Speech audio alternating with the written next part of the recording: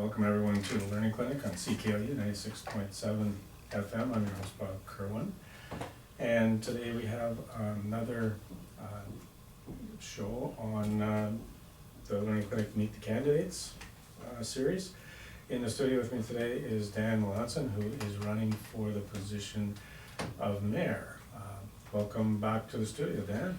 Thanks, Bob. Pleasure to be here. Yeah, and last time you were in here, you were president of the Greater Sudbury.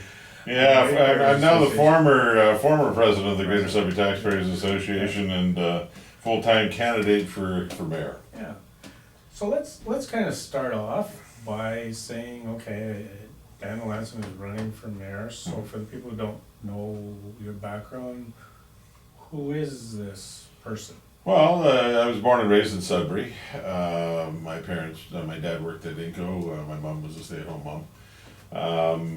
I went to Sheridan Tech. After that, I worked in the mines for a while. Then got into helicopters. I got an apprenticeship as an aircraft maintenance engineer. Did my 5-year apprenticeship, wrote my license, and eventually worked my way up to being the chief engineer of the third largest helicopter company in Canada. And then I was one of the owners of another company. And about 1999, I formed my own company called Trentech Canada, which is an aviation consulting company where we buy and sell helicopters, do consulting for startups, shutdowns, different things like that. I've been doing that ever since 1999. I also do certified appraisals. And then, of course, the important part to tonight's conversation is in about 3.5 years ago, I formed the Greater Sudbury Taxpayers Association because I was troubled by what I was seeing, what was going on in City Hall at the time. And so we felt that forming a Taxpayers Association to try and bring some light to the situation and try and bring some accountability to the council of the day would be a good thing to do. So we did that, and we've had a number of issues that I think we've been instrumental in bringing to the forefront. I guess if you take a look back at the last few years, one thing you can say is there's more awareness of what's happening. Yeah, absolutely. Absolutely. There's, I think it's a combination of things. I think there's been a lot of frustration in the community for the last number of years, and I think people are starting to get active in voicing that. I think also the influence of social media has had a big impact on people speaking out, and I think the formation of the Taxpayers Association has definitely had an influence on bringing more awareness to the general population since it came into being. And I think that's one of the big things that I've noticed, because I too have grown up in the Sudbury area, spent my entire life, and one of the things was that at certain points, city council was almost like school boards are today, where it was like you were elected, you ran it, everything basically was okay. People had their complaints, but nobody really got involved and nobody took any real, or paid any attention to who was sitting around the table. Mm-hmm. And I think, if anything, the last couple of terms, the number of issues that have come up, and they haven't gone away. Mm-hmm. And I think it's just that, like you say, a matter of time people are finding out about what's going on. Yeah, I think it's a couple of things. I think you have a financial component, and you have a frustration component. I mean, what's happened is as the taxes have continually gone up, and people are saying, like, they're looking at how much they're paying out in taxes, and they're going like, wow, this is really getting, where's this money going? What's happening here? So I think as the tax level has become more factor in people whether they can stay in their homes or not, that's really caused a lot of people to get involved. For example, I mean, I use my house as an example. I built it in 1990 or 91. my tax bill when I first completed the house was $3,100 a year. I don't live on a paved road, I have no street lights, there's no sidewalks, there's no sewer and waters or anything like that, so. My tax bill this year is $8,800. Now, the only difference in the services that I'm getting, excuse me, is that before they actually used to plow the road in the wintertime.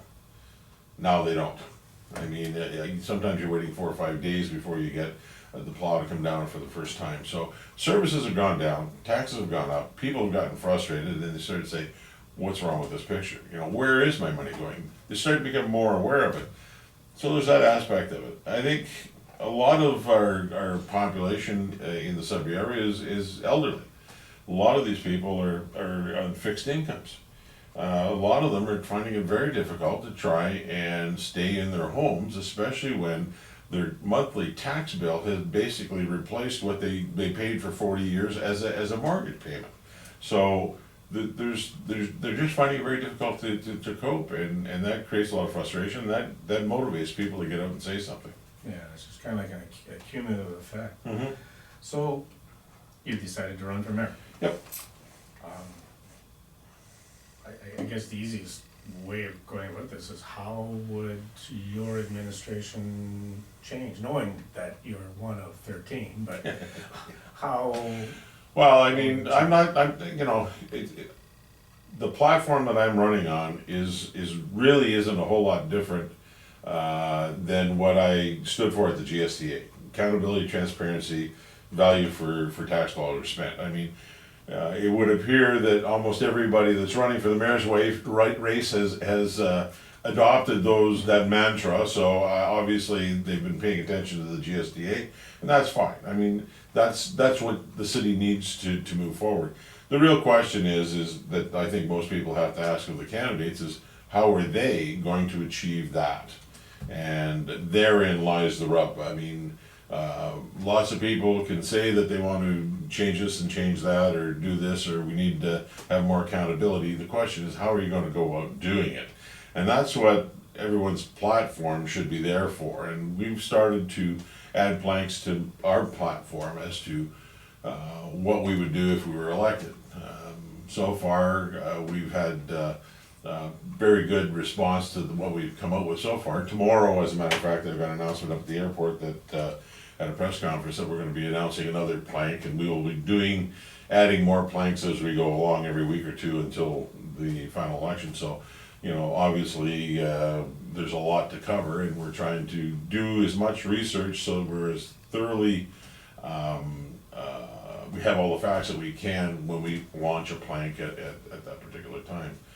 So, I mean, we've talked about things that could be saved. I mean, 3 years ago, I said, Mr. Natarozny should resign, because I didn't think that he was doing the job that needed to be done, and I still maintain that he should resign. So obviously, one of the first things, if I was elected and I could get the consensus of the council, would be to say, listen, we need to take some changes to the way the city is governed here.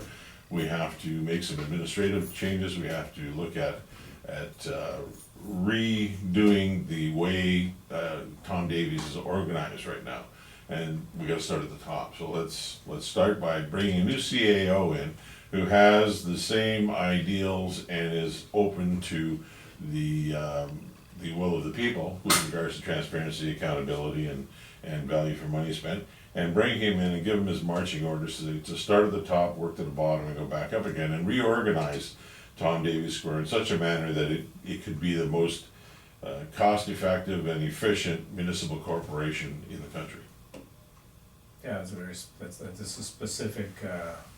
Well, I mean, I agree. Yeah. I see what you're saying. It's we can't do things the way we've been doing them in the past. No. And to simply stand up and say, oh, well, we're going to change Tom Davies Square, we're going to change what we do. Fine, what are you going to change? You have to change people. Mm-hmm. If you want to change direction. That's why we're having an election. I mean, obviously, if you have a new council and a new mayor, you're hoping to get the new direction that you voted for. It's the same thing with the bureaucracy, the upper management bureaucracy at the city. I mean, you can bring in a new council, but if you don't have bureaucracy change, then nothing is going to change. You're going to get the same stonewalling that everybody else got all the way through. So you have to have the bureaucratic element that is in tune with what the mood of the council and the mood of the people is. And so that's what I'm saying. You can't simply say, I'm gonna change something. You have to say, what are you gonna change? You have to start at the upper management levels and work your way down, all the way down. How are you gonna work with the team that gets elected to get everybody kind of seeing the same vision? So far, I've met with most of the candidates who are running for ward positions, not all of them, but the vast majority of them, I've met with them. We've had conversations, we've compared notes on things, and quite frankly, I haven't met any one of them that I couldn't work with, or that we had such philosophical differences that it would have been a problem if they get elected. So I'm not overly concerned about the people that are running. I'll just give you a little background on some of the things that I've done in my 38 years in business in the aviation industry. One of the things that I used to be charged with doing as a senior member of the board was to, when we acquired new companies, which we acquired a number of them in building up our holdings in the helicopter industry, quite often we were taking over companies who were bitter rivals with us for years. And the first guy in the front door after they were taken over was yours truly, and so you're going in and sitting down across from the guys that up until the deal was signed were directly competing back and forth tooth and nail. Now, your position going in is that now we have to bring everybody together onto the same team, pull on the same oar, and make things happen. So I've got lots of experience in doing that, and I've been very successful in doing that. And I'm not, I don't go in and I don't lay down the law. We go in, have a discussion, find out who's got what issues, where are they, such that we can find some common ground and move forward with them, and what can we do to achieve that. I'm not concerned that I won't be able to do that. I think with this, with a new council and the people who are running, I think I'll be able to build a consensus that will enable us to make the changes and move the city forward quite nicely. So this whole attitude of having healthy debate on issues and then making a decision moving forward, I guess that's a necessity. Well, It's- I mean, how can you make an informed decision if you haven't got a good, healthy debate that takes place? Now, that having been said, it's incumbent upon the people who are having the debate to actually have some knowledge of that to which they're debating. So, you know, I mean, you should show up at a council meeting having been properly briefed and read all of the stuff that you've got.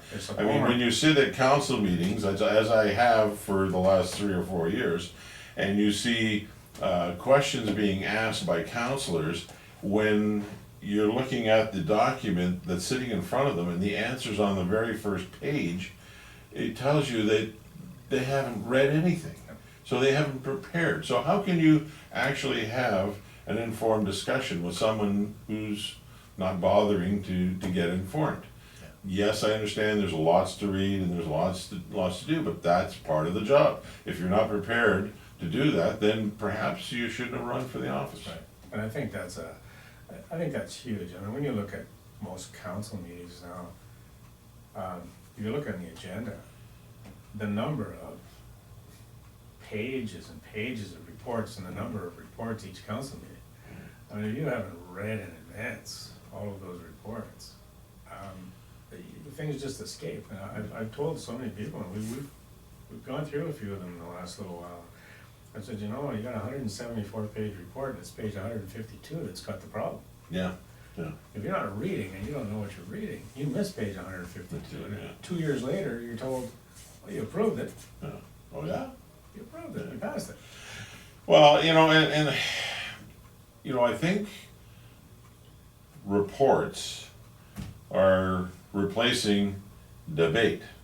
I mean, quite frankly, I think the answer is, let's defer it, or let's get a report on it, and then we get the report and we'll defer that so that we can think about it some more, and then maybe defer that again, I don't know.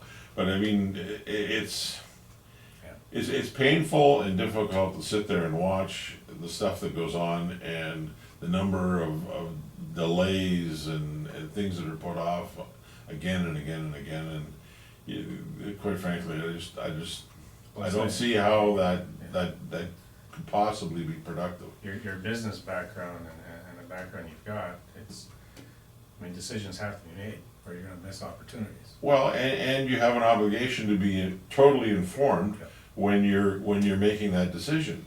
And it appears that the vast majority of what we've seen from our council in the past has been that most of them really would defer to a report or defer to someone else telling them what it is that they should be thinking, as opposed to getting out there and doing their own research. I mean, why is it that you have to have the staff do a report for you and that's the gospel? Whatever happened to you doing some of the research yourself and coming up with it? Well, so that when the staff comes with a report, they say, well, this is this and that's that. And you say, well, yeah, well, what about this? You don't mention this in there. Well, that's a valid question to be asking staff.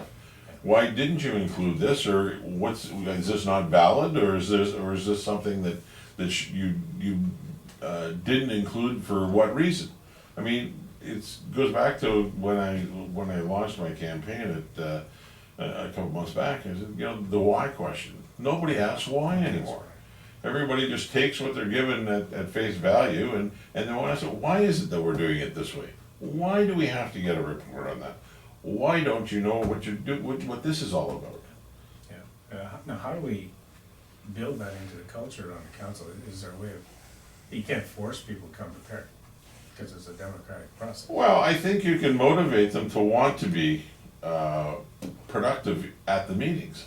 And I think part of the way you do that is that you run those meetings as you would any other board meeting. Because as far as I'm concerned, all that a council meeting is a board meeting. That's it. You got a board of directors, or you got councilors. You got a board chair, or you have a mayor. $500 million Corporation. So when you go to a board meeting, you're expected to show up with a certain level of knowledge in order you to be a part of those discussions, to be productive.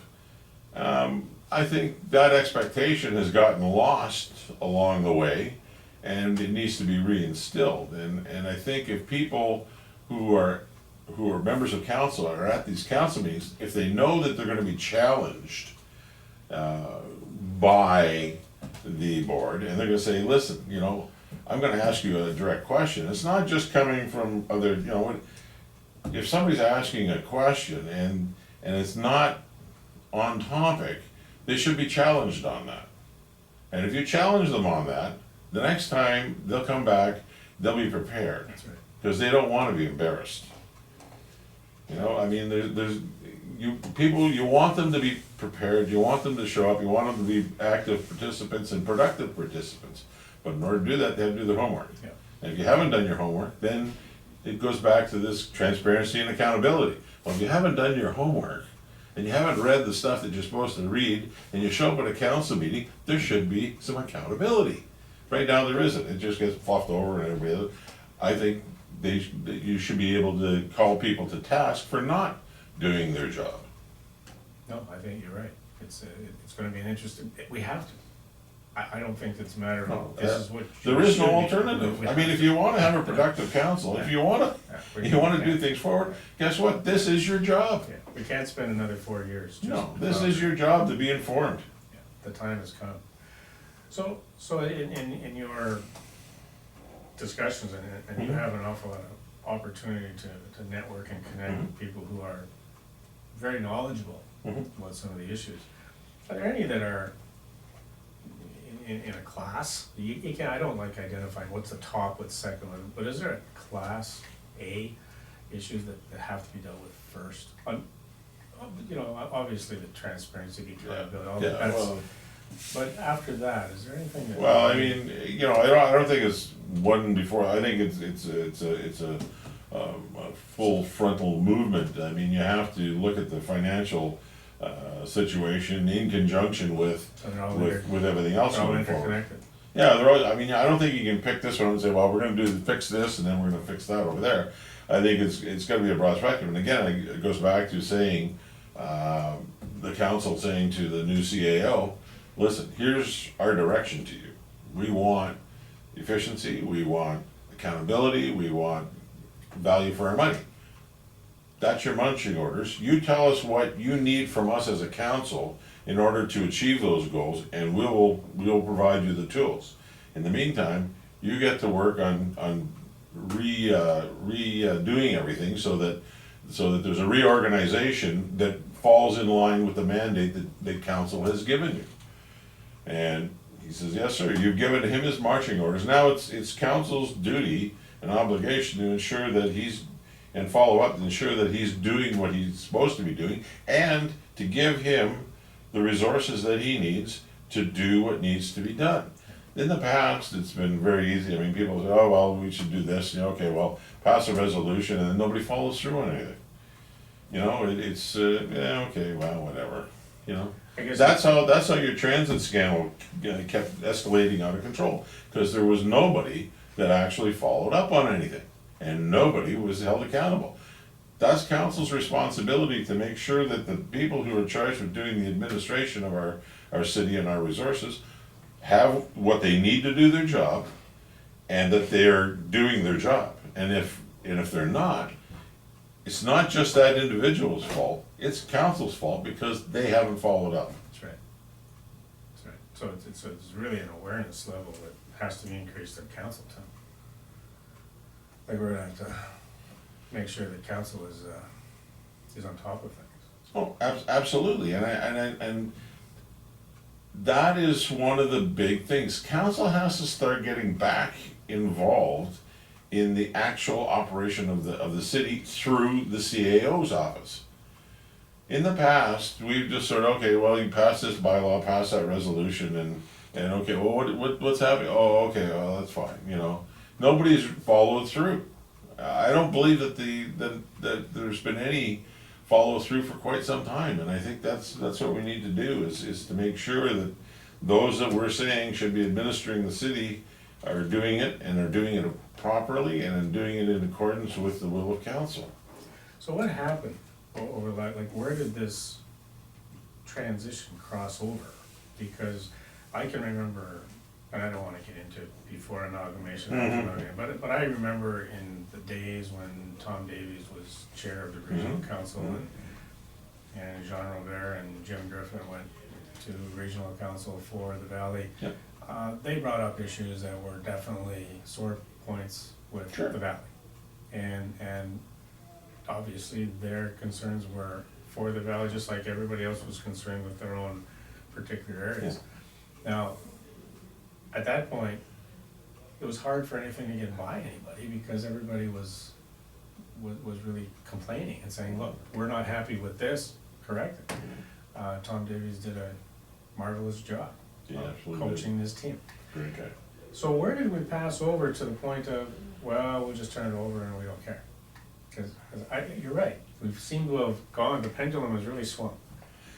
Yeah, you know, that's very difficult to say what the watershed moment was that caused that shift in thinking, but I think it probably runs parallel to an overall malaise that has taken over or overcome most of our society with regards to, well, you know what, you know, it doesn't matter who's in power, they all do the same thing anyway, so it doesn't matter who you vote, you know what, I'm not even gonna bother voting because it doesn't make any difference. And like, I remember back in when I was a kid growing up, okay, my parents were not rich people, but they were working people, but they made a point of voting in every election that came up. And being raised in that household, I couldn't wait to be old enough to vote because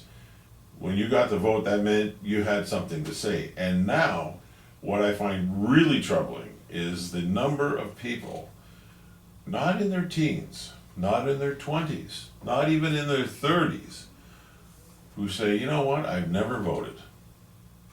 And I think that in a nutshell tells us what the biggest single problem is with regards to the type and the level and the quality of government that we're getting at this particular point in time. And I think it's time that we have to start changing that around, changing that dynamic around, so that people actually understand that a lot of people died in wars so that you could have the right to vote.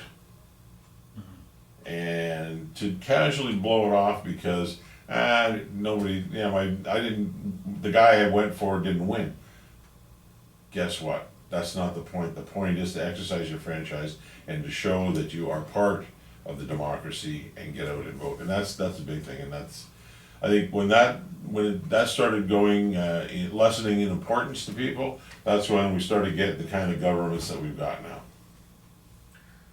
It's at all levels of governments, but I agree with you. I can remember back when the Valley, I'll use the Valley, when the Valley had 6 councillors. Yep. You knew them. You went walking around the street at the playground and you bumped into them. You didn't get to know them. We don't know our leaders anymore, other than what is reported in the paper. And when we take a look at there's over 60 people that are going to be putting up signs all over the Sudbury area before long. Yeah. Is some of it, this isn't an excuse for people not voting, but is some of it because people just don't know who to vote for? Well, there always is and always has been a problem with uninformed voters. Obviously, the best thing for a healthy democracy is an informed voter that knows the issues and has taken the time to get some first-hand knowledge on what the platform is of the people who are running, and make an informed decision on that. In this day and age, you would think with all of the access to information that we have, you would think that would be easier rather than more difficult. But I think perhaps by virtue of the fact that there is so much access to so much information that it becomes overwhelming to some people and they can just zone out. So the question is, how do you try and get the pertinent information to the people who are going to be out there voting? In the past, it was with signs, it was door knocking, and it was with flyers. Now we're talking Facebook, Twitter, websites, and signs and door knocking and whatnot. So there's a lot more that's happening. I'd like to think that this election will have a bigger turnout.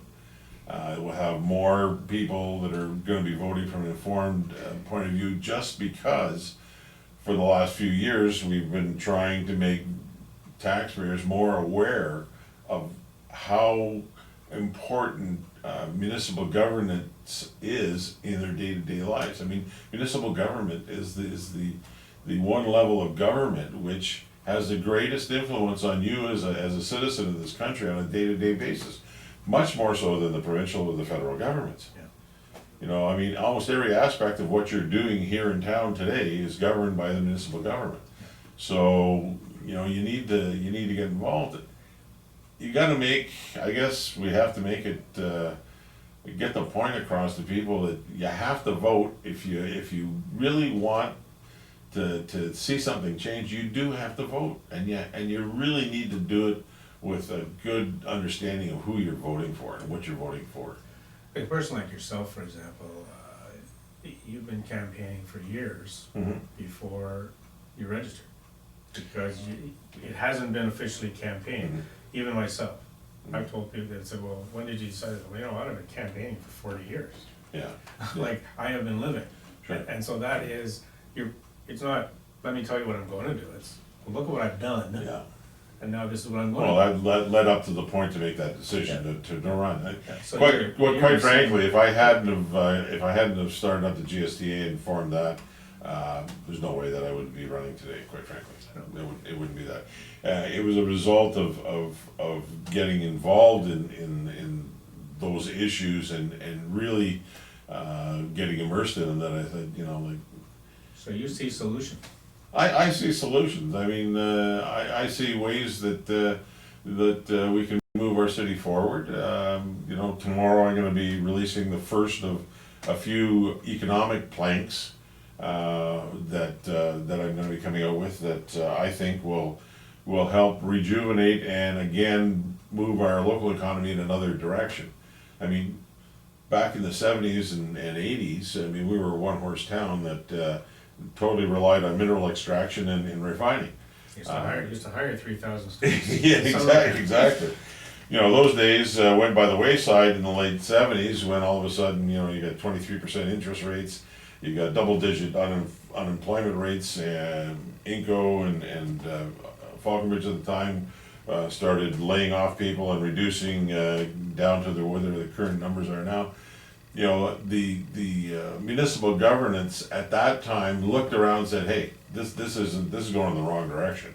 What can we do to change things around? So they looked around, they said, well, we need to become the regional medical referral center, we need to be an educational destination, and we need to get into some kind of manufacturing. So they did the things that they needed to do, which was create the infrastructure and invest some money in new directions that we are now benefiting from. I mean, we have a very good world-class mining, exploration, manufacturing operations. We have great educational facilities such as Laurentian and College Boreal and Cambrian. We have Health Sciences North, which is the Northeastern Referral Center for all of the stuff plus whatnot. We do have a lot of good stuff going. Absolutely, and all that was a direct result of the fact that we were in crisis back in the late 70s, early 80s, and our municipal leaders said, okay, we have to do something, this is what we're going to do, and they did it. And they bit the bullet and they made the investments that they needed to, and they put the structures in place that they needed to, so that here we are 30, 40 years later, we're reaping the benefits of it. What I'm saying is that worked, we've ridden that horse long and hard, but the amount of time, effort, and money that you continue to put into those exact same areas will not return the same kind of net benefit from here on out, because we've obtained critical mass here, okay? Law of diminishing returns. That's right. So now it's time that we have to look at new directions for economic development, and that's what I'm going to be announcing tomorrow is my first direction. I have a number of different directions I think we should be taking, some, not all of them, but take some of the resources that we currently have been expending to continue to develop those areas, take those resources and look at some new areas to move in that potentially will have as big or bigger impact on our economic development going forward as these initiatives did back in the 70s and 80s. I guess in order to do that, we have to look beyond 2018. Oh, absolutely. I mean, you can't say this is going to happen overnight. This is long-term planning. But if you don't take the steps now, you'll miss the boat. I mean, there are some financial things, planets that are aligning right now that make it attractive to start to look at making investments in time, effort, and money into some new areas. And I believe that when people have the opportunity to look at what I'm proposing, that they will see that it is the right way to go, and that it's going to be a net benefit to the entire community, and it's something that we should support. That's good, because I think one of the things that you notice is there are people who, in this whole campaign, who are identifying the problem. Yeah. And there's others who are identifying solutions. Yeah. And I think we've gone past the point of, well, okay, we got a problem here. Yeah. I think everybody recognizes that there's problems. I think everybody's identified the problems. The question is, how are you going to deal with the problems? How are you going to fix the problems? I mean, there's a lot of innovative ways that we can take on some of these problems and come up with some really neat solutions. And I think as the campaign goes on, I think you'll see that some of the solutions that I propose and bring forward, A, are well thought through, B, have very good potential to solve the problem once and for all, or at least have a very big influence on turning it around. That's good, and I guess that's what we're hoping for in the next 10 weeks. I mean, the election is 10 weeks from today, so. Exactly.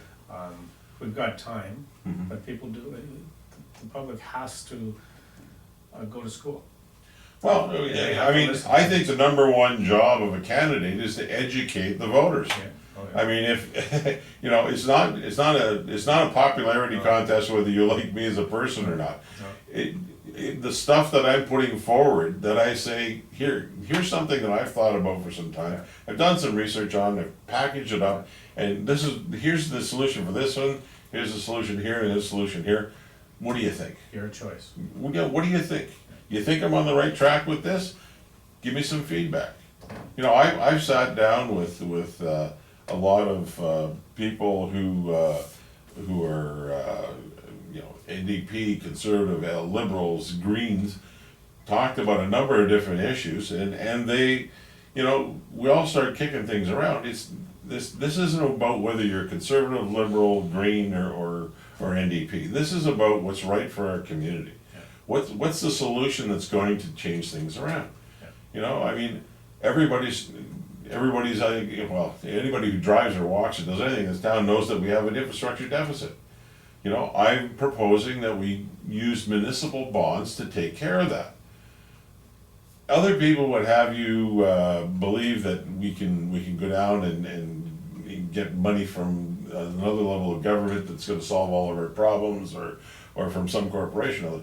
I'm telling you that the municipal corporation of the city of Greater Sudbury has the financial wherewithal to acquire the funds that we need through municipal bonds to take care of our infrastructure deficit, get the city up to speed so that we can move forward for the next 20 years. Because if we don't do that, we will never get ahead of the infrastructure deficit the way it's being handled now. It's spending $46 million in capital roads projects a year.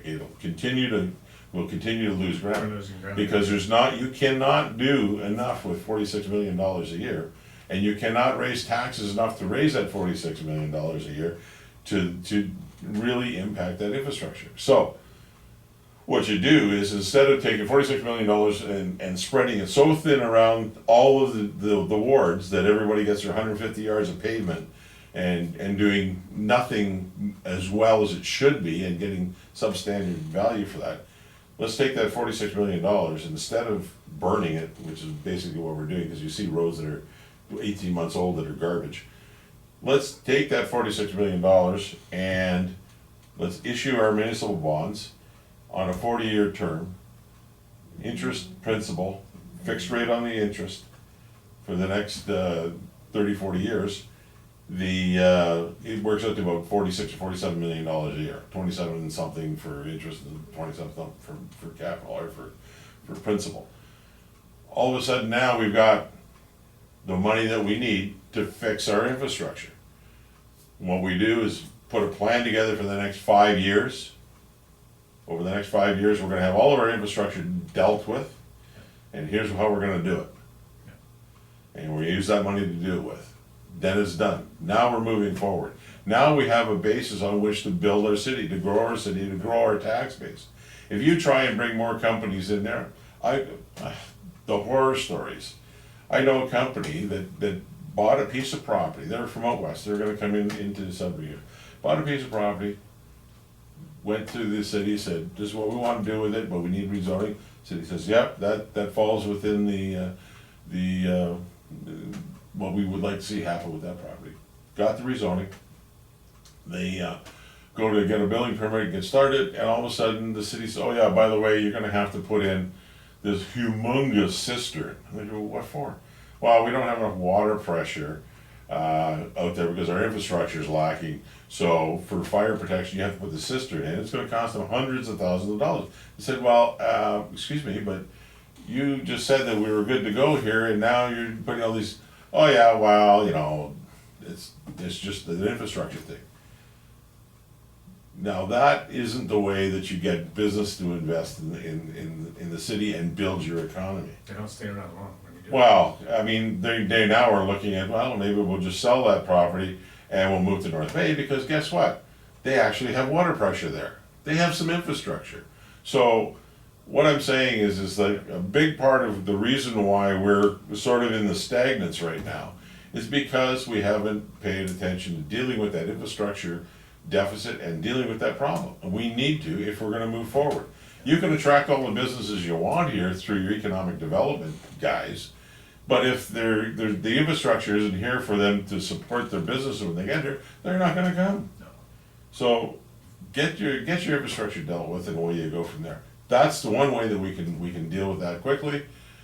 Have a plan to move forward. Now, there's some people that say, yeah, well, you know, you're just putting it on our grandkids to pay off. No, actually, we're paying it off ourselves, and we're moving forward onto this thing. What we're not doing is handing over a completely bankrupt, from an infrastructure point of view, city to our children who, you know, they want to live here, but perhaps you can't put a house up because there's not enough water to service the thing. They have no potential. That's right. And part and parcel to this infrastructure renewal, we've got lots of people talking about Lake Ramsey watershed and all the rest of the concerns there.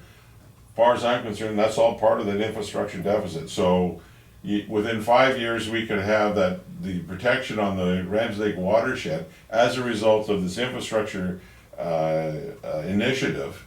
That while we're doing the roads, we're also doing the catchments so that we can treat the stormwater runoff before it gets into the lake. It's a win-win-win. Yeah, no, it sounds like a really good business plan. Plus, that $700 million being invested here in town. Yeah. Goods and services, jobs, whatnot. So you'll have an immediate, local stimulating factor. Well, that sounds like it's the core of almost everything. Well, that we're talking about. So I mean, it's huge. It's kind of like the heart. If you can address that, then everything else will. Well, it's like building a house without a foundation. I mean, you gotta have the infrastructure to build on. Yeah. Now, there's some people that would say, well, yeah, you're gonna spend $700 million in infrastructure and perhaps you can't build a road now that stands up. Okay, during the Cold War, there was a little phrase that was used by Gorbachev and Reagan. It was trust, but verify, okay? So what I would make part and parcel to awarding these contracts to redo our infrastructure is that the contractors and the engineers and everybody has to agree that there's gonna be some independent third-party oversight here. The city has its own people that are out on the jobs and saying, here's what's supposed to be done. The contractors are doing it and the city guys are signing off and all the rest of it. Then there's some engineers that are on one side or the other that are occasionally going out. What I would do is have everybody agree that at any time during the course of the construction, an independent third-party engineer can walk onto the site and say, I wanna see this, I wanna see this, I wanna see this. And if he walks onto the site and the compaction rates or the material that's being used is not right, you get one shot. After that, you start getting fined, and heavily fined. There has to be consequences for their actions. If they're gonna try and cut corners, they have to know that there is a method of verifying that they are actually doing what they say they're going to do. And if they're not doing what they say they're gonna do, they have to understand there's gonna be some very severe penalties.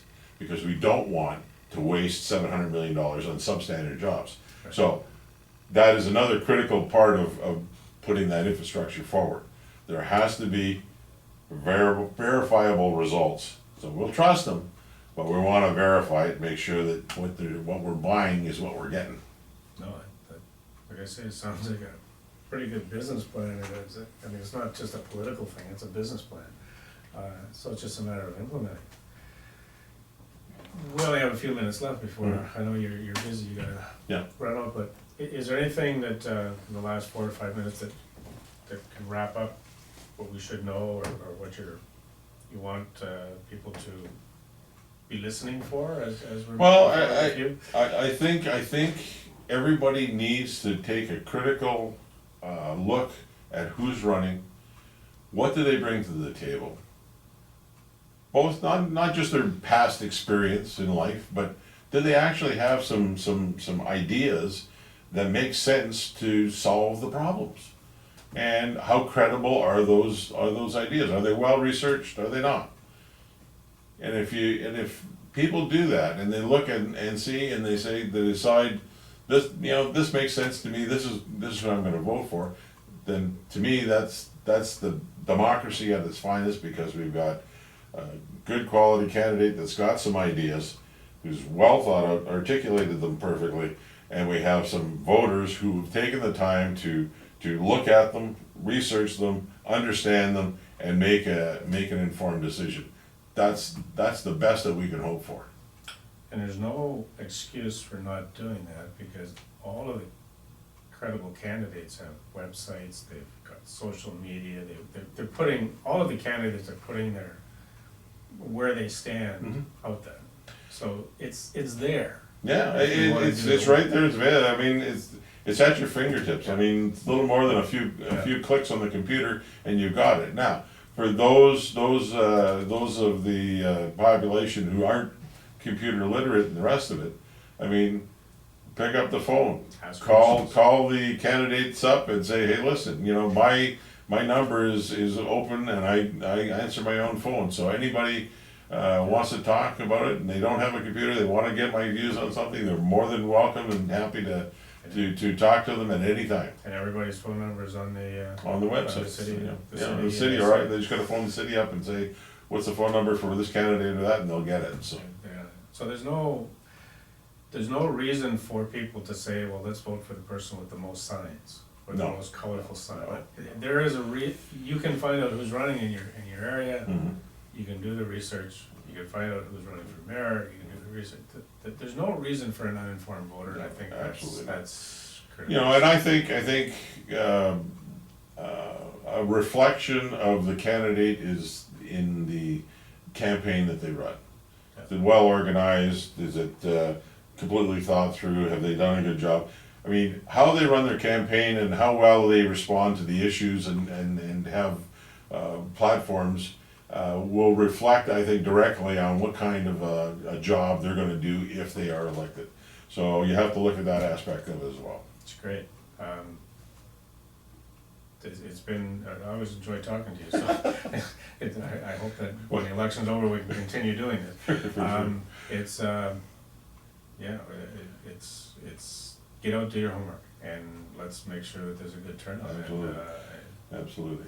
Unfortunately, I tend to ramble on, but I'm passionate about these issues, and when it's something that, I mean, it needs to be done, it has to be done. That's why I'm doing this. I've always said the devil's in the details, and I really hate looking at the concise one-liners. Yeah. I mean, I want to see what's behind the line. How are you going to do it? Yeah. And that's why we've had time, like 40, 45 minutes. It's not even enough time to explore, but it's enough for us at least to get a picture. Well, get a sampling of what it's all about, and then, hey, this could be the basis for someone to do their further research into what my platform's all about, what the other candidates' platform's all about, and start comparing them. That's right. So thanks for spending some time, and good luck in the next 10 weeks. It's Super. Gonna go fast. Absolutely. Thanks Thank a you. lot. You've been listening to Learning Clinic on CKU 96.7 FM. I'm your host, Bob Kerwin, and we'll